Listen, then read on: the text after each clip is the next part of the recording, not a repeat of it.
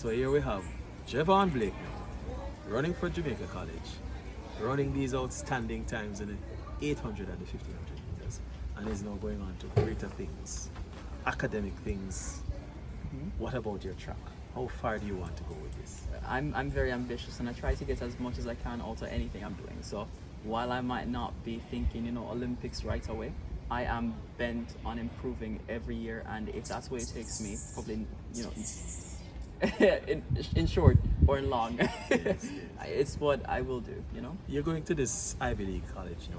What are your expectations?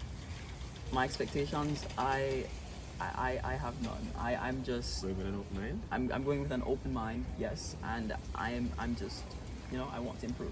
So you come to JC now, and sports day, you just decided to go around. What did they do? I didn't decide to go and run. I was forced into run. They took Who forced you? They took this skinniest guy, just pushed him in there like, you're gonna run the 800 for us. You're gonna run the 1500 for us. And I did it. I kept an open mind. I was like, I'm going to do the best I can at that race because I hated it. I ran the 1500. The 1500. I hated it, but I decided that I was gonna. Why you hated do it? It was too long? It was too long, and I thought, I'm just going to do it for the points. I'm going to do it, and I'm going to do it as best as I can because I'm not going to be the type of person I'm not the type of person who just goes out there and goes through the motion. What made you so convinced that Javon Blake would be the next superstar? I mean, when you first introduced me to him, I said, Yes. I wonder if coach really know what to do. Yeah, a lot of people, like, Yes. I don't know. I don't want to say it's intuition. Well, you can say that if it's intuition, I because don't know. coaches need to have that sometimes. Yeah, but but initially when I saw him, without even speaking to him, saw him running the 1500, I'm like, wow. Yeah. Just by his approach and his instincts of what he'd never done 1500 But the before. way he worked out the race. Right, but you could see I'm like, and then his stride pattern in the race, I'm like, So I figured there was something He there. knew when to go fast. Yeah, and when to, right, let me right. back off a little bit. And Right, so he planned the right. race strategically. Right, and Like doing an it for the academic. first doing it for the first time, Yes. that to me, Yes. I was impressed. I was impressed, and I'm like, no, this is not something normal. This is not a normal And he had kid. never run the 1500 before. Never run the 1500 before. No, did you win? Yes, I did. Oh, you won the race. Yeah, I did. So you beat the seasoned athletes. How did that feel? I was. Remember, you're just going out there to make Uh-huh. your best shot, and then you Uh-huh. win. So how did you And feel? coach was like, you have to come, and he pestered me for weeks, for months, sending persons to my class to Javon, make sure I come. why down did he there. have to pester you? Because I just didn't think I was good, and I thought that it was just for champs, that it was flattery, that I was not gonna be as great, and I was so feeble, and I guess I was insecure about myself, and I was not very confident. I think track provided me with that confidence. In the end, I'm maturing in it, but I just thought everything that I was promised was exaggerated. So I wasn't interested until the 8th grade when coach was like, come. And my mom was on board, and we did. It took a lot of talking, a lot of counseling, a lot of selling to actually get him to the point where he actually believed that he could actually manage both. And I would have toyed around as he and I grew together. I would have toyed around because I realized the type of person he was, and how motivated he was to do well in all aspects of his life. So I would have toyed around with some things with him and said, boy, one of my goals is to have you go Ivy League. And to actually see, It's manifesting itself. all of these things manifesting itself, it really makes me feel good.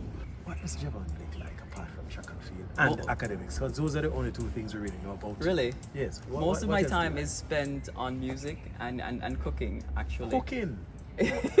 Ladies, this man can cook. All right, we're most gonna of- find out. uh-huh. We're gonna find out in more details. You like music? What kind of music? I love every genre of music. I listen to music all around. I used to play the guitar. You back in used to primary play school. the guitar. I was learning too, Whoa. and I really love music for what it is. It provides us escape, and lyrically, I just love it.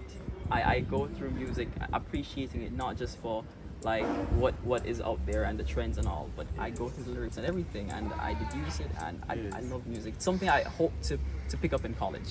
Yes, can you write songs? You think you could write songs or anything like that? I think I could. I really love literature. It's one of the reasons I went into literature, because I didn't see the difference between literature, expressing yourself, and music.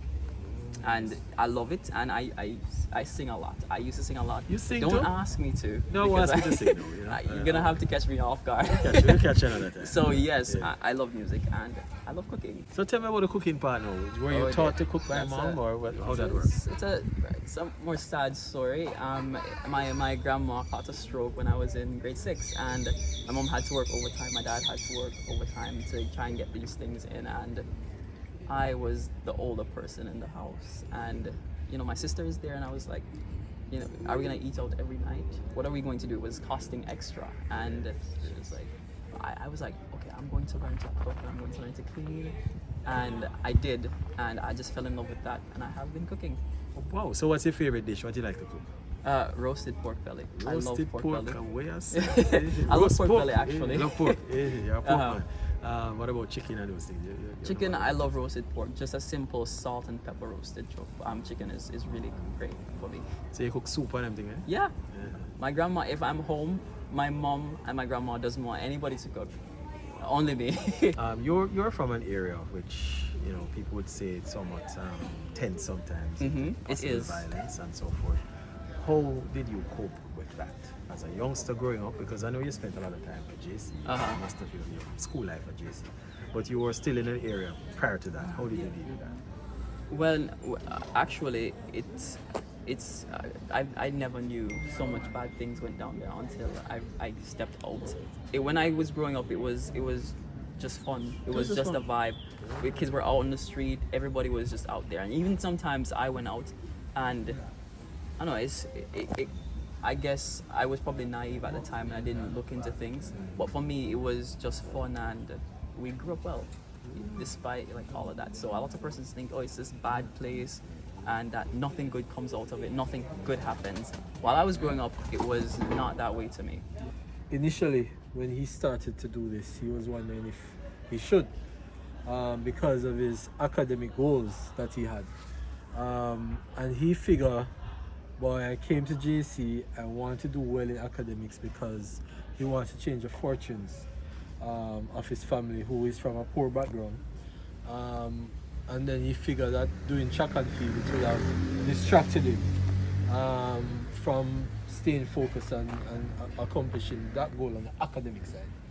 Does Javon Blake foresee himself coming back after he becomes a molecular biologist and help your community, help your country?